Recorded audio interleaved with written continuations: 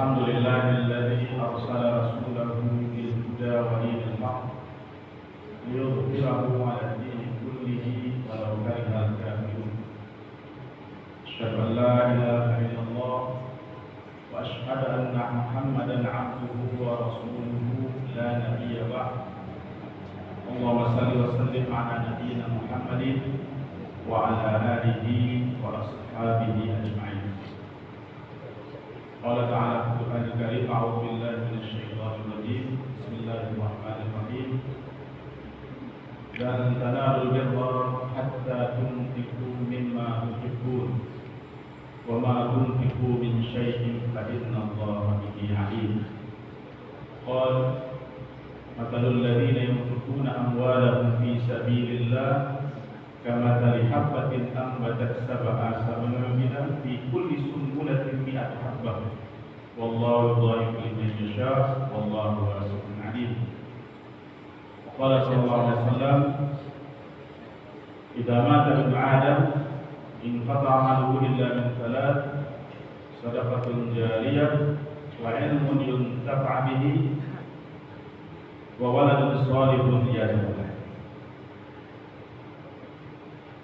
Pertama-tama mari kita bersyukur kepada Allah Subhanahu wa taala. Alhamdulillah pada pagi hari ini, subuh ini, kita bisa hadir di rumah Allah ini di hari mulia, di hari Jumat, memulai hari kita dengan kegiatan yang positif, dengan ibadah, dan juga kita tadi melaksanakan sujud tilawah. Alhamdulillah. Kemudian kita bersalawat dan salam juga bagi kita Rasulullah Sallallahu Alaihi Wasallam, sosok manusia terbaik yang juga membawa sistem kehidupan, panduan kehidupan terbaik, yang kemudian juga beliau dengan didikan beliau, dakwah beliau melahirkan generasi terbaik dalam sejarah. Khairul qurun itu generasi sahabat.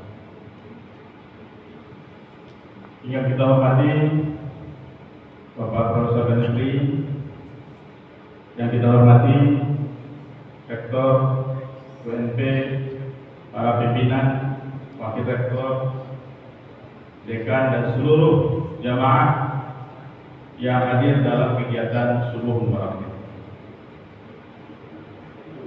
Dalam kesempatan ini kami diminta untuk menyampaikan tema tentang wakaf sebagai solusi ekonomi berkelanjutan, atau kami ingin mempertegasnya wakaf produktif sebagai solusi ekonomi berkelanjutan. Mohon maaf kami bisa menyampaikan beberapa hal di sini, bukan berarti kami lebih baik dari Bapak Ibu, namun ini juga sebahagian dari apa yang menjadi kami laksanakan selama ini. Pengalaman, berbagi pengalaman saja di tempat kami di Yayasan Wakaf Arisalah yang mengelola lembaga pendidikan pesantren Arisalah dan juga dari tingkat TK sampai perguruan tinggi.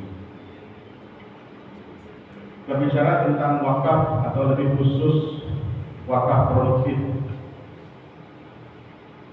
ayat yang kita bacakan di awal tadi, lan tanalul birra hatta tunfiqu mimma tuhibbun. Kalian tidak akan mencapai kebahagiaan yang hakiki sampai kalian menginfakkan harta yang kalian cintai. Jadi menginfakkan harta yang dicintai. Kalau dalam ayat lain yang berbicara dengan al-birra, laisa al-birra an tuwallu wujuhakum qibala al-masyriqi wal maghrib. Kebaikan yang hakiki itu bukan soal melaksanakan ritual menghadapkan ke timur atau ke barat, beribadah saja, tidak. Itu termasuk setelah Allah sebutkan tentang rukun iman, walakin al-birra man amana billahi wal yawmil akhir wal malaikati wal kitabi wan nabiyyin. Tapi selanjutnya wa atal mala ala hubbihi, memberikan harta yang sedang dia cintai. Berbicara tentang asbabun nuzul dari ayat lan tanalul birra hatta tunfiqu mimma tuhibbun. Para ulama sepakat ayat ini berbicara tentang wakaf. Khususnya ini terjadi pada sahabat mulia Umar bin Khattab. Umar mengatakan pada saat itu dia memiliki suatu harta yang sangat dia cintai, yaitu bagian dari rampasan perang dia yaitu di Khaybar, kebun Khaybar. Kebun Khaybar inilah kebun kurma produktif. Harta ini sangat dia cintai. Nah, kalau kita, kenapa? Ini pertanyaan, kenapa dia cintai? Bagi Umar bin Khattab, seorang muhajirin, ini secara pandangan sosiologis, dia datang dari Mekah. Mekah itu bukan kota agraris, tapi kota perdagangan. Madinah ini kota agraris terkenal sejak dulu kebun kurma. Ya. Kalau orang Mekah akan mendapatkan hartanya, mereka pada masa itu harus melakukan perjalanan yang jauh, berbulan-bulan mengambil perdagangan. Maka ada ayat ila bin Quraisy ila bin Hatta wasfaid. Jadi kebiasaan orang Quraisy, kebiasaan mereka setiap tahun pada musim panas dan musim dingin. Kalau musim panas mereka ke Syam, kalau musim dingin ke Yaman. Ya. Mencari untuk berdagang. Bayangkan bagaimana beratnya perjalanan seperti itu dan juga waktu yang diambil. Sekarang ketika dia di Madinah dapat harta yang sebenarnya kalau kita ibaratkan sekarang semacam passive income. Ya, kira-kira kalau Bapak Ibu punya puluhan hektar kebun sawit, itu tinggal menunggu saja. Atau punya belasan rumah kos. Kira-kira seperti itu. Yang harta yang mendatangkan passive income. Tidak bekerja terlalu berat, namun dia itu harta yang sangat dicintai. Dan itu hal baru bagi Umar bin Khattab dan para muhajirin. Tidak ada sebelumnya di sana. Tapi ketika turun ayat ini, maka mereka berlomba-lomba untuk menginfakkan, mewakafkan harta yang paling mereka cintai. Dan itu adalah harta produktif. Ketika Umar mengatakan menawarkan ini pada Rasulullah, Rasulullah mengatakan begini, ada alternatif yang lebih baik. Ihbas aslaha, ya, wa tasaddaq bil tabarik. Tahan pokoknya, sedekahkan saja hasilnya. Jadi bukan diberikan begitu saja, dikelola sehingga dia tetap produktif. Hasilnya lah yang diinfakkan. Maka yang wakaf itu adalah pokoknya, modal hasil itu disebut dengan manfaat wakaf. Atau contoh lain wakaf, termasuk wakaf pertama dalam Islam, yaitu wakafnya Utsman bin Affan, yaitu wakaf sumur rumah. Ini sumur yang disebut dengan sumur rumah. Madinah sangat tergantung dengan sumur ini, tapi ini milik orang Yahudi. Sehingga Rasulullah mengatakan siapa yang mau membeli ini, tapi untuk kepentingan Islam, maka Utsman bin Affan yang membelinya. Kemudian tidak menjadi orang Yahudi waktu itu dia bisniskan. Siapapun yang akan mengambil air minum di situ harus bayar. Tapi Utsman tidak, dia wakafkan dan sampai sekarang dirasakan manfaatnya. Wakaf Utsman bin Affan itu menjadi properti hotel, ya, kemudian mendatangkan hasilnya. Kalau Bapak Ibu juga mendengar, ya, ada seorang ulama dari Aceh, ya. Nah, sekarang ini musim haji. Jamaah haji dari Aceh itu tiap tahun dapat uang saku, ya, dari hasil wakaf, ya, Syekh Habib Bughah namanya, di sekitar tahun 1800-an. Ini wakaf produktif dia, hotel sekarang jadinya. Maka setiap jamaah Aceh mendapatkan 1.500 rial. Itu kira-kira sekitar 6,5 juta. Ini wakaf produktif. Nah, kalau kita kaji secara hukum fikih, di Indonesia Tenggara kita lebih dominan dengan fikih Syafi'iyah. Yang menurut definisi Syafi'iyah, ya, wakaf itu adalah hak sumalin yumkin al-intifa'u bihi ma'a baqa'a ainihi. menahan harta yang mungkin dimanfaatkan berkali-kali sementara ya, zatnya tetap bertahan, tetap kekal. Nah, dengan definisi ini kemudian kebanyakan kita di Indonesia terjebak dengan wakaf yang harusnya bisa produktif tapi tidak produktif. Ya. 4 M saja: masjid, madrasah, maktabah, kuburan. Kebanyakan wakaf kita di Indonesia itu masjid, kemudian sekolah, kemudian kuburan. Gimana kira-kira memproduktifkan kuburan? Masjid ini memang sudah wakaf sosial. Wakafnya untuk Masjid Nabawi juga wakaf. Tapi bisakah dikelola sebagian aset wakaf di sekitar masjid itu produktif? Bisa. Seperti mungkin di Masjid Muhammadiyah dilakukan sebagian karyanya itu ada untuk ini produktif. Sehingga atau sekarang yang diterapkan di beberapa masjid di Jawa, di Jogokarya misalnya, sebagian itu dari wakaf. Atau di Bandung, tempat Haji, itu kawasan Darut Tauhid itu kawasan produktif, ya. Ada tokonya, ada fungsinya, segala macamnya, sehingga hanya dengan hasil wakaf masjid pun bisa beroperasi. Tidak hanya mengandalkan dari hasil infak dan sedekah. Nah, sementara dalam mazhab lain, khususnya dalam mazhab Hanafi yang terkenal cukup akomodatif terhadap ya, muamalah maliyah. Jadi diakomodasi, dan ini diakomodasi juga dalam peraturan pewakafan di Indonesia. Ya, bahwasanya dalam wakaf ini juga bisa ya diproduktifkan, bahkan bisa juga diakomodasi wakaf uang. Nah, kalau begitu bagaimana? Uang kalau dalam mazhab Syafi'i ini kalau dibelanjakan kan hilang dia. Nah, tidak. Uang itu adalah diperlakukan sebagai modal.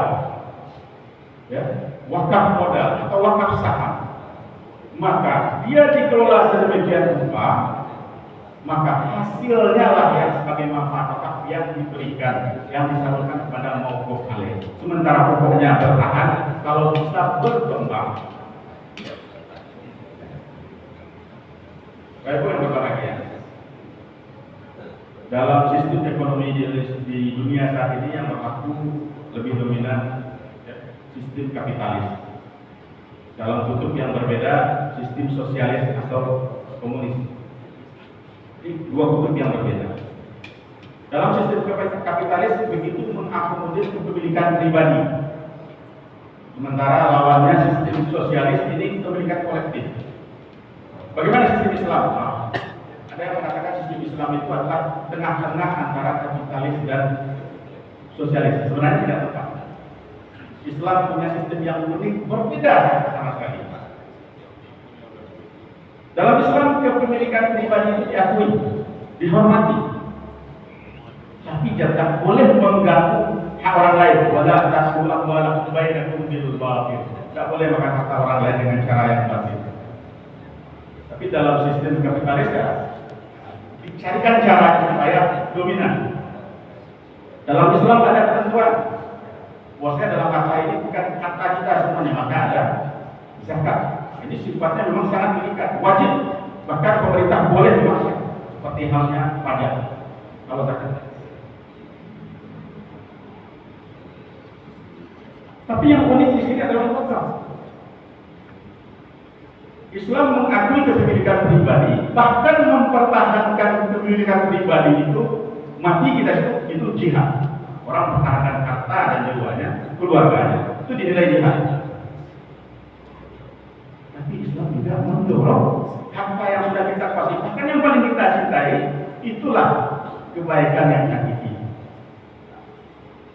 Yang ini, yang diwakafkan ini jadi milik Allah, ya bahkan dalam operasionalnya menjadi kepemilikan kolektif. Pengelola adalah sebagai pemegang amanah untuk mengelola. Nah, maka dalam wakaf itu ada harta benda wakaf, ada wakif orang yang berwakaf, ya, ada nadhir wakaf. Misalnya kami di Yayasan Wakaf Arisalah, posisi kami adalah sebagai nadhir wakaf. pengelola wakaf. Mungkin kalau di perguruan tinggi ya semacam wali amanah lah ya. Kita pemegang amanah untuk mengembangkan, mengelola wakaf ini supaya produktif terus. Kemudian ada mauquf alaih. Hasilnya itu hak mauquf alaih. Dan mauquf alaih ini juga dalam hukum Islam juga fleksibel. Ya. Kalau untuk zakat itu jelas asnaf yang 8. Mauquf alaih ini fleksibel. Tidak harus orang Islam. Untuk kepentingan hukum juga boleh. Bahkan untuk wakifnya juga boleh. Ya, misalnya ada yang berwakaf masjid ini, apakah kemudian yang berwakaf boleh masjid? Boleh. Semua orang boleh. Itu dalam Islam. Nah, ini keunikan wakaf. Mungkin sedikit sharing. Ya, kami di Yayasan Wakaf Arisalam ya, sudah berdiri sejak 21 tahun yang lalu. Tahun lalu kami mengadakan peringatan 20 tahun Arisalam di sini. Mengadakan seminar wakaf internasional. Alhamdulillah, kenapa kemudian kami memilih wakaf sebagai landasan, ya, sebagai lembaga pendidikan berbasis wakaf. Kenapa? Karena dengan wakaf ini dia punya daya tahan yang lebih panjang, lebih lama, dan juga mendatangkan manfaat yang lebih banyak. Kalau kita bicara tentang manfaat, ya, standar terbaik, orang terbaik untuk Islam itu dua dalam hubungannya dengan Allah. Inna akramakum indallahi atqakum. Orang yang paling mulia di antara kalian adalah orang yang paling bertakwa. Tapi yang kedua, khairun nas anfa'uhum linnas. Sebaik-baik manusia adalah orang yang paling bermanfaat, mendatangkan manfaat bagi orang lain. Bagaimana dia adalah manfaat? Yang mungkin dalam bentuk jumlah orang yang mendapatkan manfaat atau jumlah yang dia sedekahkan melalui wakaf, tapi juga yang penting adalah faktor waktu. Dengan berwakaf, efek manfaat yang diberikan oleh wakaf ini tidak diikat lagi oleh wakaf. Maka itu, jika meninggal anak Adam, terputus amalnya. Kecuali tiga. Yang pertama disebutkan adalah sedekah jariyah. Ulama sepakat yang disebut dengan sedekah jariyah ini adalah wakaf. Selama yang kita wakafkan itu mendatangkan manfaat, kalau dalam konteks wakaf produktif, ya, dia masih mendatangkan keuntungan yang berupa manfaat wakaf diberikan kepada mauquf alaih. Selama itu pula yang berwakaf mendapatkan kiriman pahala, walaupun dia sudah meninggal. Jadi dimensi waktunya ini memperluas manfaat. Alhamdulillah, kami memutuskan di Arisalam sebagai lembaga wakaf. Alhamdulillah, aset wakaf yang kita kelola saat ini sudah sekitar 150 miliar. Ya, 20 tahun yang lalu. Apa di antara manfaat wakaf yang kita hasilkan? Di samping juga operasional untuk para karyawan, kami alhamdulillah sekitar 300-400 karyawan, ya, anak-anak mereka, ya, kalau sekolah di tempat kami itu kita gratiskan. Dari mana? Bukan dari sekedar menggratiskan, itu akan berefek pada neraca keuangan yang tidak. Dicarikan, masukannya tetap ada, dicarikan dari wakaf produktif. Kita memiliki puluhan unit usaha produktif, yang bisa menyumbangkan hampir 1 miliar per tahun. Yang mauquf alaihnya kita niatkan untuk kepentingan pendidikan, terutama untuk beasiswa untuk para anak-anak pegiat pendidikan, karyawan kami sendiri, anak-anak kurang mampu, dan juga para penghafal Al-Quran. Seminggu yang lalu kami membagikan untuk para penghafal Al-Quran, siswa Arisalam, mulai dari yang hafal 10 juz, 15 juz, 20 juz, sampai 30 juz. Total yang kita bagikan itu adalah 230 juta. Itu dari manfaat wakaf. Tidak mengganggu anggaran. Dan sesungguhnya, kalau kita melihat sejarah, Wakaf ini sudah menggerakkan peradaban Islam. Kalau kita bicara tentang lembaga-lembaga pendidikan ternama, ya, itu berangkatnya adalah dari masjid, kemudian menjadi universitas, sekolah, universitas, ya, berkembang, itu digerakkan dengan wakaf. Al-Azhar itu bukan universitas saja, tapi jaringan madrasah seluruh Mesir, bahkan Sudan juga, dari tingkat SD dan tingkatnya seperti universitas. Itu mereka bisa memberikan layanan pendidikan secara murah, bahkan gratis, bukan cuma untuk orang Mesir, tapi bagi orang Islam seluruh dunia. Ribuan mahasiswa Indonesia di sana. Itu dari mana? Dari wakaf-wakaf mereka. Anggaran yang mereka kelola itu hampir sama dengan anggaran yang dikelola oleh pemerintah Mesir sendiri. Dan sistem ini sesungguhnya diadopsi bulat-bulat oleh Barat. Ya. Kalau kita lihat universitas terkenal di Barat, di Amerika dan di Eropa, Oxford, Harvard, itu wakaf sebenarnya. Versi mereka. Yang mereka sebut dengan istilah endowment fund. Ya, ini dana abadi. Nah, ini sebenarnya walau saya tidak tahu mungkin apakah ada konsep wakaf juga dalam konsep yang dilakukan pemerintah PTNBH ini, atau paling tidak ada sisi lain yang mungkin aspek wakaf ini bisa membantu orang-orang. Ada mungkin kalian para mahasiswa. Saat ini kami mengelola juga wakaf uang.